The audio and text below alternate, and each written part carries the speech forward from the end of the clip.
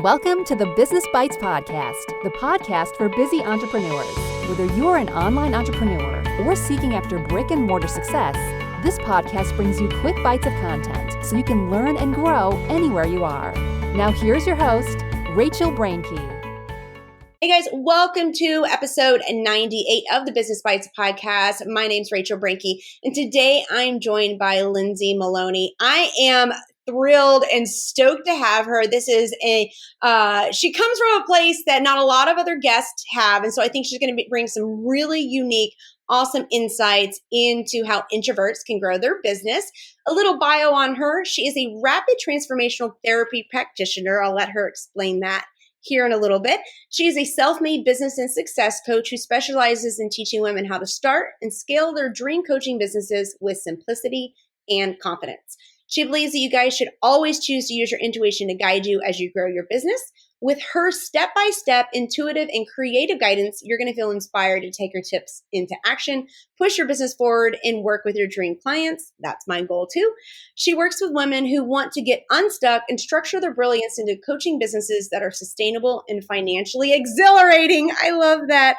And last but not least, she is the creator of Standout Coaching Academy and is the host of Book Your Dream Clients podcast. You guys can find all of the links and everything for Lindsay, LindsaysMaloney.com, or else you can head over to rachelbrainke.com/EPI98. Lindsay, I'm excited. Thanks for coming on. Yes, Rachel, thank you so much for having me. I've been really excited to be here. You know, your bio and this subject matter is wonderful. My whole life I've kind of identified as an extrovert, but as I get older, I feel like I've become more of like an introvert. So this is perfect for those that may feel like they're either transitioning into introvertism, I guess, if you will. I love that. And I think I could tell that you were an extrovert right away, like the first time I ever heard you. So I was right. Well, maybe I'm more of just a homebody extrovert now. Like as I get older, I just want to know people by the evening. Oh, yes. Oh, funny. All right. So let's dig into how introverts can grow their business. Before, though, we get into the meat of it, I want to know a little bit about your background, very specifically on what a rapid transformational therapy practitioner is and how you got to where you are now. Oh, okay. I'm so excited to share all of this with you in a majorly condensed form because it's a long journey. I've been doing this for 9 years. I live in a really small town. It has 800 people. Sometimes we tap out at like 900 when things get really exciting, but we're very small. I grew up here. I'm married. I have 3 kids. I work full time from home and I have my own business. So I've created a coaching business from the idea that I want to be more than just a full-time employee. I want to be more than a mom, and I'm just going to go with wherever this journey takes me. So over 9 years, I've transitioned into being this business and success coach and a rapid transformational therapy practitioner. It's such a mouthful, I know, but I decided that, 9 years ago, I had this call to do more, and I didn't know where it was going to take me. So I just started, as most entrepreneurs seem to start, with a health coaching business. I think that's like our gateway into entrepreneurism is start a health coaching business. And I did that for about 4 years and had a couple more babies. And then I decided, you know what? I really like the business side of it. I'm dropping the health coaching aspect and I'm just going to go with the flow. And as we know, as business owners, especially online business owners, the mindset is so very important. And I was just noticing so many patterns with my students and clients that they had everything, like, the vanity numbers, the websites, like they got it, but there's something that's holding them back. They just can't seem to get those clients. There's something blocking them. And I knew I needed to find a tool to help them do that because I just want to help. I want to help my girls do everything. I know they're capable of working with clients and having these amazing coaching businesses. So I became an RTT practitioner, which means that I basically use this tool and it's hypnosis. And if you would ask me a year ago and said, "Hey, Lindsay, are you going to be hypnotizing people to see if they can break through anything in their business?" I would have said, "Excuse me, what?" And no, but that's what I do. I actually help people while they're under hypnosis. We do this online. we do this in person. We go under hypnosis and we try and figure out, like, sometimes clients will come to me because they have a money block. They feel like they just hit a wall and they can't get past it. So we will do something like that. And basically, if you've ever meditated or anything like that, it's like you're meditating, but it's conversational. So it's not like you see on TV or what you're thinking. It's nothing weird. You're just in a highly meditative state. You're going into your mind. You're letting your subconscious speak for you for once. You're listening for once. Why is this money block coming up? How can we get rid of it? And how can we heal it? And I've seen huge transformations with my clients and students who have decided that they're ready for this. And I've been doing this for about 6 months now, the RTT part of it. And I studied so much for it. And it's such a huge accomplishment for me because I've seen transformations with myself. So now it's like such a blessing to pass it through other people. I love it. I love it. So let's go back a little bit though. If you could go back to like when you first got into the coaching stuff, I know you mentioned a bit about going from health coaching into kind of just wherever you're led to go from there. If you could go back to any time within that, what would you tell yourself, or what is something that you would change? Something that I would change, if I could just walk up to myself. I can see myself working in my living room because I had a toddler crawling all around the house. I always had to like move offices in my house, and I was always working. And I would just walk up to myself and I would shut the computer off and say, "You don't need to do this. This is not pushing you forward, by the way. This is not going to get you anywhere. You're just sitting here because you want to be busy and you want to make this look like this is going to do something." And that makes me sad to say that, but it's a hard lesson that I had to learn. I think a lot of entrepreneurs are doing that. They're doing all this busy work because they feel like if they work harder, something will happen. And it's just the complete opposite. I noticed for myself that I will fall into this busyness, not business, but the busyness trap, because if I get so overwhelmed with so much that I need to do, then I'm like, guess I should overhaul the website because then I'll feel productive, even though I don't need to do it. That just happened in the last week. But, and sometimes so for me, I know that when I fall into the trap and I realize that I'm doing busy work like that, stuff that my fingers don't necessarily need to do or doesn't need done, I check myself. Like I have to step back and go, what is it about the list that I have to do in the tasks? Why am I polarized from it right now? Like, why am I running away from it? So that's my own self-check. Oh, totally. I think it's about being mindful of what you're doing because I'll do the same thing. That's a trigger for me, like the whole website thing. If I notice that I'm like playing in the back end, I have to say, Lindsay, does this really need to be done right now? Because what are you putting off? And sometimes even my husband will ask me that because all of a sudden I'll start like this random project at home and he'll say, "What are you supposed to be doing right now in your business that you're like, why are you cleaning out the cupboards? Why are you organizing Christmas things in July?" Because I'm putting something off. So it's the same thing. We're our own bosses, but somehow we assign ourselves too much or really random things that aren't going to help our business. And being mindful is so important because, we have a team of people working with us. We have ourselves, we have clients and students. We need to be operating at a higher level than that. And as you're talking, I just was thinking about how my team will say, they'll come up to me and go, "Did you get to work out today?" And I'll go, "No, actually I didn't." They're like, "We can tell." Just because I'm a bit more like, "Oh, we need to do this. Why was this folded this way?" Not like in like an aggressive, rude boss, but I'm just like nitpicking over the little details that normally I'm go with the flow, don't really care. And so for me, and I wanted, Lindsay, I'm so glad that we're talking about this before we move into the topic, just to give a reminder to everyone listening that Lindsay and I are about a decade plus into this combined, right? Like you're 9 years and I'm coming up with 15 years. So we've got decades of experience, but here we are even sharing with you that we still have to do self-checks on ourselves. I think the busyness aspect that you were referring to in the beginning, sometimes it's because entrepreneurs don't know which direction to go. Whereas now when we're this far along, we know where we need to go. We know how much work is going to be needs to go into it. So sometimes we avoid that. Do you think, and let me ask you this really wasn't part of the topic for today, but I'm interested to know with your business and the way that you practice and help entrepreneurs is, do you think that we become more or less purposeful the further along that we get? I mean, I'm thinking of it from a standpoint that in the beginning, you're really driven by fear, the fear of failing or, not knowing if you're going to make it. Once you start, quote unquote, making it and that fear kind of subsides, I don't know, like, is that much of a driver anymore? Are we less or more purposeful in our business? I feel that we're more purposeful because we have a clear Mm. vision then. It's not so blurred and shaky and random. I think we're more purposeful. Do you agree? Yeah, I guess I was thinking because it's so easy for us to fall into this busy aspect. Are we really? Does that mean that we're less purposeful? No, it just means we're human. Mm-hmm. Yeah, We good have to point. remind ourselves. Well, good. All right, so let's move into the topic here.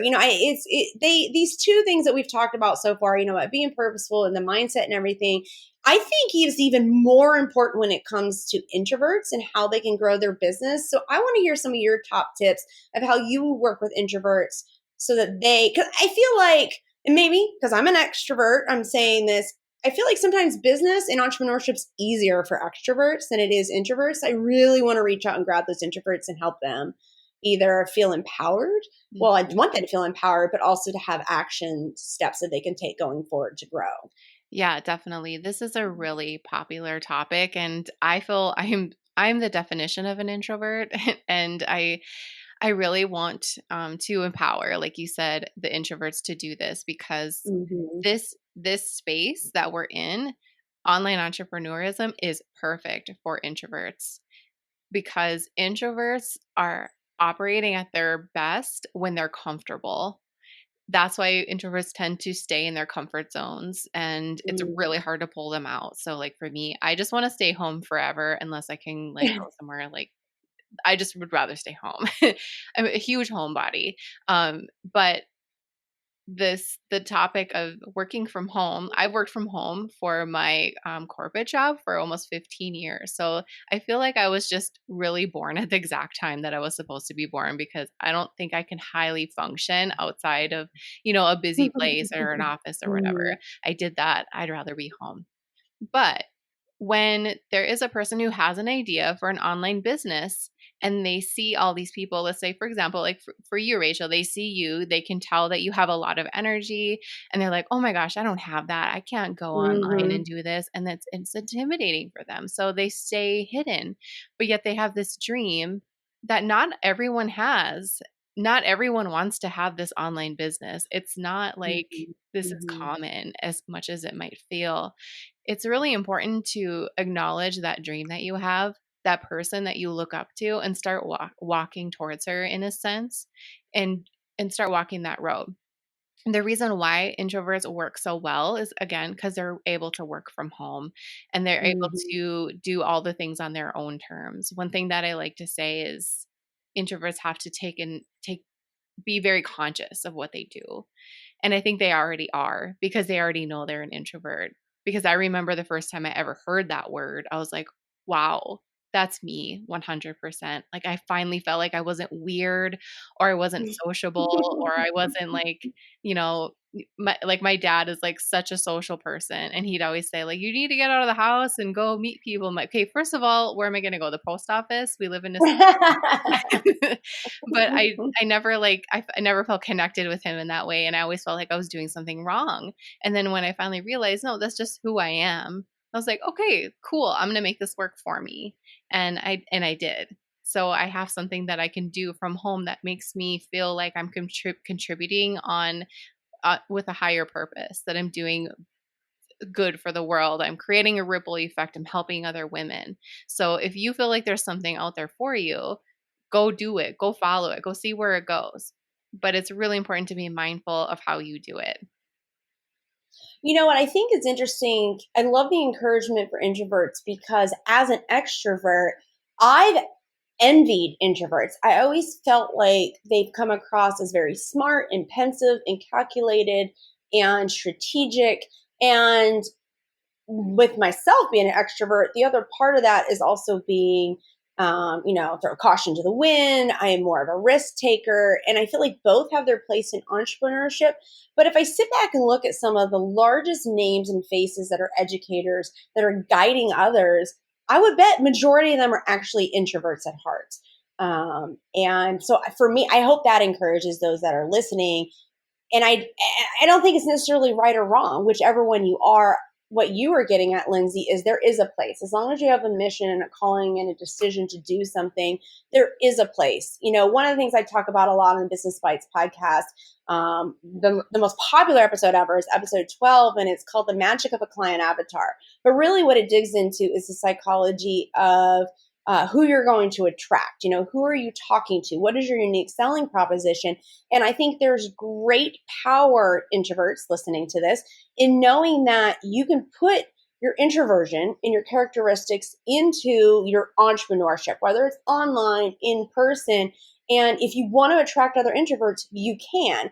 I feel kind of sad as an extrovert saying this, that I think introverts often feel suffocated or brushed aside or into the shadows, I guess is a better way to visualize it. Because in this online social media sphere that we have with Instagram influencers and YouTube and all of that, I think it's easier for extroverts to shine, but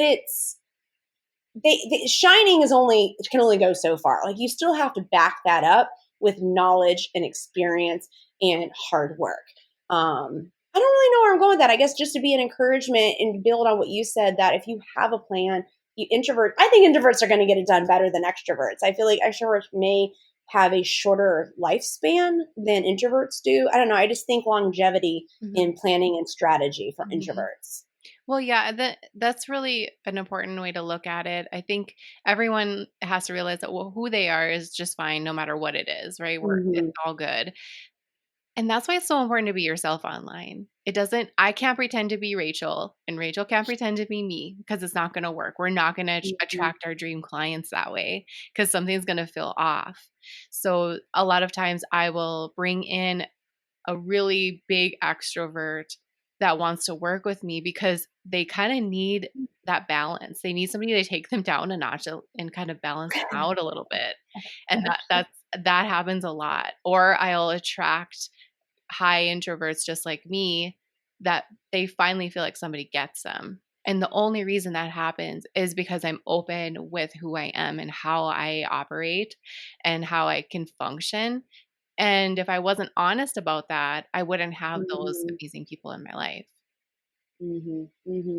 So let's kind of hone in on, what do you think are some of the weaknesses that come along with being an introvert, and maybe some tips of how to help the introverts listening turn those to strengths or to minimize their impact on their business? Yes, I think identifying with something and labeling yourself is one thing, but then living by it is another. So if you use everything, well, I'm an introvert and I'm an extrovert, or I'm this and that, you're using it as like a blueprint for how you're going to operate your day. It's just, with anything, whatever you say becomes reality. So I don't wake up in the morning and think, I'm such an introvert today. What should I do to be an introvert? I don't think about that at all, unless like I go on a podcast interview.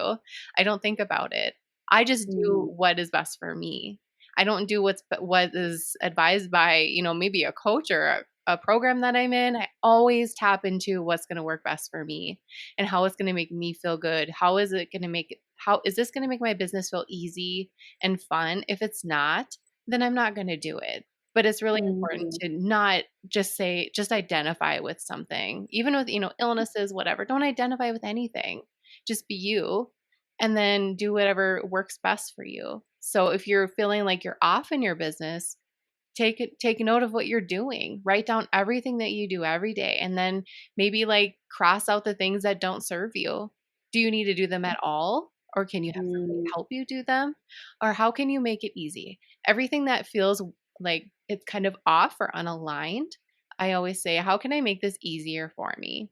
And then I'll either make it easier for me, or I'll have somebody else do it, or I'll have somebody help me with it. Because this is my business. I created it. Nobody said, Lindsay, you need to create your online business right now. It's that this is me. So me being like the best boss to myself no matter if I'm an introvert or an extrovert or whatever it is, that's what's going to make my business last. That's why I've had a business for 9 years. And that's why you've had a business for 15 plus years, because we're okay with who we are. So what I want to ask you, and we can always edit this out if it's too much. Mhm. When being an introvert, and this is the naive extrovert in me speaking, do you automatically become anxiety ridden or stressed out when you have to come on podcast or talk in front of people, or do you not really think that aligns with introvertism? I think a lot of introverts will identify with anxiety. I don't get nervous to do anything that has to do with my business. I'm just so tapped into my business. I never get nervous. Well, there goes my follow-up question. Uh, and I'll throw the extrovert off. No, I don't get nervous at all. So let's hear your follow-up question. Well, the question was going to be, how would you prepare for today's podcast? So what are some tips for introverts out there? Because I've heard this from my clients as well, who are very introverted and they want to do speaking engagements. They want to go on podcasts, but they become a nervous wreck about it. And, extroverts also have public speaking anxiety, but I've seen this in a lot of introverts. What tips would you give them to, we can't just delegate that. I guess you Right. could in content creation, but if you're trying to put yourself out there and make the business be about you, your face and your voice has to show up. So how Mhm.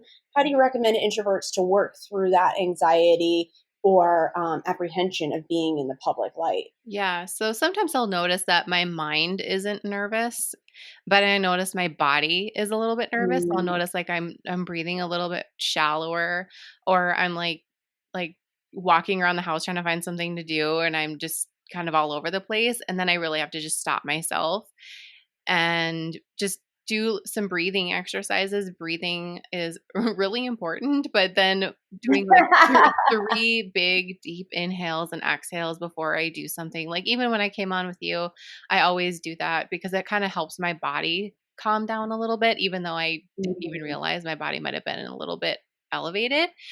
So I'll do that. And then I do simple things like I have essential oils that help me calm down. Even though I don't feel that way, I know that my body might need it. So I always have that. And I think it's just important to really structure your day so you know how much you can handle. I'm not going to do a bunch of podcast interviews in one day because I would deplete my energy, or I'm not going to have a bunch of client calls or student work because I don't have it takes a lot of energy to deal with other clients and students. So I'm very mindful of how much I put myself out there, and I always am very careful with my hours, setting your hours, like how much can you take on every single day, every single week, just really being super careful of how much energy you're going to be expending, because every time you expend it, you need to replace it. So have a Mhm. method to replace it as well is super important. And that for me is having quiet time with 3 kids. Sometimes it's a little bit hard. Yeah. That's why I wake up really early in the morning so I can have my quiet time. That is Yeah. how I fill my cup. And I think a lot of introverts too like their morning quiet time. So if you're not a morning person, maybe you can have some quiet time at night, or maybe try and have some quiet time in the morning. I'm not a morning person either, but I found that if I don't have that get up, have coffee, quiet time, and then workout time in the morning, the best I can, getting kids to school and everything. But if I don't have that, I am agitated or antsy, I guess is the better word, for the rest of the day. So for me, even not being a morning person, because I know just by sheer entrepreneurship life and mom life and just life in general, by the end of the day, like you said, the cup's overflowing and full, and there's no space for anything else. Hmm. And then it becomes a stress trying to figure out when I'm going to have quiet time. Yeah, And exactly. it That's why you couldn't just be got to get it in right stressful. away, because then you don't feel like you're rushing the kids to bed. There's nothing worse than rushing your kids to bed. Like I always feel like such a cranky mom if I'm rushing them to bed. And I don't want to do that. So that's why I wake up before the sun rises every single day. I feel like that's when my body wants me to. And so I don't care if it's the weekend. If it's 5, I'm up because that's when I feel like I can be my best with my business, myself. And then when everyone starts to come around, with my business and work and kids, then I'm good. Like my cup's full, I'm good. I want to switch gears just a tad bit. Let's talk a tiny bit about marketing. Like, I particularly mention a lot about business referral relationships. If you guys want to check out episode 18, again, all this is going to be linked, rachelbrinke.com/EPI 98. All of Lindsay's stuff and also related episodes will be linked there too. But I talk a lot about business referral relationships and how those are gold, how that really can bring you more customers or clients, whatever type of business it is. What would you recommend, Lindsay, for introverts? Do you recommend pairing up with other introverts or doing a mixture of extroverts, or is that not even something to take into consideration? Well, I love that. I love that idea. And I feel like that can be overwhelming for some introverts to have to do all of that. Mm, Of extrovert students who have referred me a lot of them. So I love them for that. And I think, the power of word of mouth is so great, but sometimes it's hard to go out there and say, hey, you guys, can you tell everyone about my business? And I know even for introverts, it's really hard for them to even ask for a testimonial. But it's really important to do what feels aligned for you. So whether it's collaborating with a blog post, those are probably the easiest for introverts, blog posts, or doing a live with somebody in their mm-hmm. Facebook group, kind of in a more close community. That feels really good. But you have to take in what works best for you. If somebody asks you to do something with them and it doesn't feel fun or easy, or if it starts to just bring up anxious feelings, then you don't have to do it. You don't have to do anything. Just do what feels right for you. So you're excited to sit down in front of your computer. And if you start to feel that creeping feeling of, I don't want to do this, I'm dreading this, it's not aligned for you. And it's just a huge sign that you don't need to do it. Interesting. So one last question, I'll let you go because we're trying to keep this as quick a bite as possible, but I love the topic. In the context you're talking about being uncomfortable, at what point should introverts start pushing the envelope of comfortability? When should they, people say get comfortable with being uncomfortable and that kind of stuff. That's the progress is on the other side of fear or whatever, any of those little quotes. At what point, and I totally butchered them, by the way, but at what point should That's a new word. introverts, oh my God, introverts get I'm making up all sorts of words on this episode. The transcriptionist is going to be like, highlight, not a word. What's my question? Oh, so you talk about if they're uncomfortable in dreading doing, let's say, a webinar or getting onto a podcast. At what point do you encourage an introvert to push past that uncomfortable feeling, or should they just Well, I think there are things you need to do in your that? business to push it forward. So I think a webinar is way more scarier than we make it seem. And if I remember my first webinar, I had one person and I was scared out of my mind and I forgot to hit the record button, but you know what? I lived. But there's just certain things that you like you said, everyone says, get comfortable with getting uncomfortable. And I think that's true to a point. I'm not going to go and have a bunch of speaking engagements next month because that might throw me off a little bit. And then your body could even respond by getting sick, or your body's just going to try and protect you as much as it can. So I think going slow. You're not going to move forward in your business if you don't move forward literally. So you have to take steps, whether they're small or big. You have to do something. Action is what's going to push you forward. So whether it's writing a blog post, doing a webinar, going live, speaking, podcasting, whatever it is, just take small bites. There's no rush. And I think the most important part is we need just to apply patience. It's going to take maybe a little bit longer for introverts to get through all of those steps, but that's okay. We have to be okay with that. The trust and the patience has to be infused into everything that we do. I agree. I love that. Lindsay, this has been wonderful. Do you have any last tips you want to leave them with? Let them know you have an entire freebie vault, so feel free to share about that as well, because I want the introverts definitely to dig into your resources. If you guys have any questions about anything that I do or that I said, you can totally reach out to me. I hang out a lot on Instagram. You can send me a DM, or you can find me on Facebook. You can join our free community, dreamclientcommunity.com, or just go play in the freebie vault and download all the things for you to help build your business. That's awesome. Well, guys, you can check out all of the show notes, links of Lindsay's stuff at rachelbrinke.com /EPI 98. Don't forget, we're coming up on the 100th episode. So we're going to be doing some fun stuff in the Business Bites group on Facebook. So be sure to jump into there, get involved in the discussion, and I will see you guys on the other side. Thanks for joining Rachel on this episode of the Business Bites. For show notes, a list of recommended tools, or referenced episodes, you can find them at businessbitespodcast.com. Until next time.